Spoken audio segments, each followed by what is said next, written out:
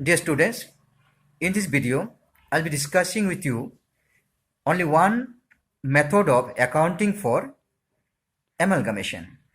As I told you in the last video, there are two methods of accounting for amalgamation, and these two methods are prescribed by Accounting Standard 14. Please remember Accounting Standard 14. So in Accounting Standard 14, there are two methods of recording the transactions in the books of account of amalgamated company, and one method is pooling of interest method and other method is purchase method. Here I should be discussing with you pooling of interest method. So remember, at the very outset, you remember that pooling of interest method is used or followed at the time of amalgamation in the form of merger. So when amalgamation is in the form of merger, then pooling of interest method of accounting is followed. Now I shall discuss here some basic features, salient features of pooling of interest method. So please write some points. Number 1 point, you write recording of assets and liabilities at the existing carrying amount. You write recording of assets and liabilities at the existing carrying amount.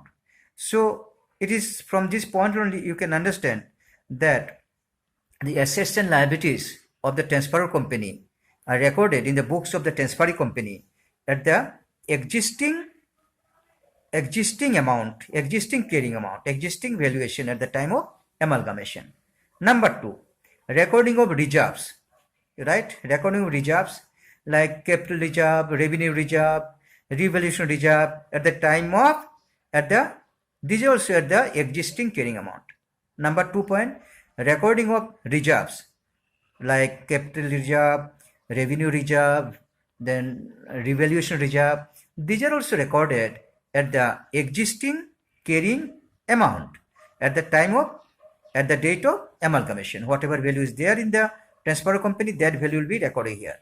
Reserves of the transfer company should be recorded in the books of the transferee company at the existing carrying amount and the same form as at the date of amalgamation. No change. So clear? As it is, it will come. Please write the number 3 point. Features number 3. Salient features number 3. So I am discussing a salient features of pooling of interest method. Number 3 point, you write recording of balance of profit and loss account. Balance of profit and loss account, or you can say statement of profit and loss. The balance of profit and loss account of the transfer company should be aggregated with the corresponding balance of transferee company or transferred to the general reserve, if any. So this point you remember how balance of profit and loss account is recorded.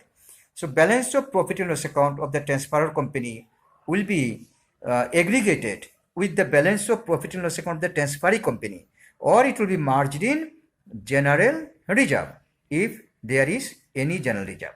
So number 3 is over. Please write number 4. Difference between the purchase consideration and the amount of share capital of the transferor company to be adjusted against reserve. Write the point properly. I am repeating.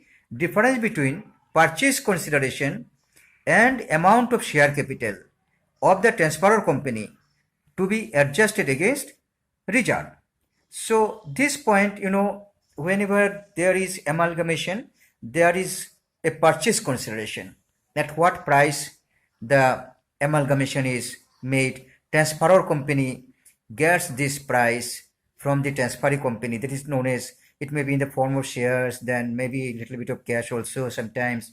So whatever purchase consideration, amount of purchase consideration and the amount of share capital of the transfer company, if there is any difference, if the share capital of the transfer company is suppose 1 lakh and purchase consideration is 1,20,000, then there is a difference of 20,000. So what will be done? Or it may be suppose negative difference also. So how to treat that difference?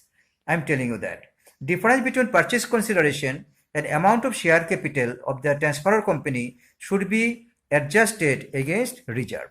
It should be adjusted against reserve.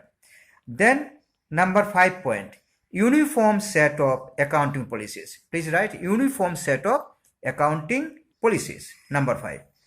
a uniform set of accounting policies should be adopted following the amalgamation. So two types of companies are coming together. So earlier might be they were having different type of accounting policies. Now they cannot have different type of accounting policies. They must have same type of accounting policies. That is uniform type of accounting policies, uniform set of accounting policies. The effects of the financial statement of any changes in accounting policies should be reported in accordance with accounting standard 5.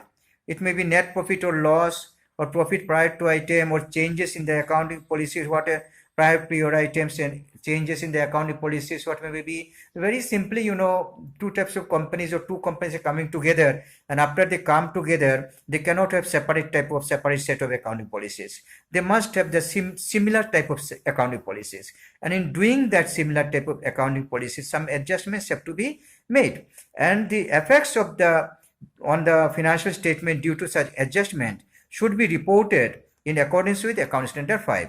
So these are the salient features of accounting for amalgamation, which the method is pooling of interest method. Pooling of interest method is having these types of special features or salient features. So there may be a question, say 5 marks, what are the special features of pooling of interest method? And then you should be writing these things. And if you understand these things, then also it is going to help you when you solve the practical questions, because very soon I'm coming with the practical questions. So till then, stay safe, study well, stay well. Thank you.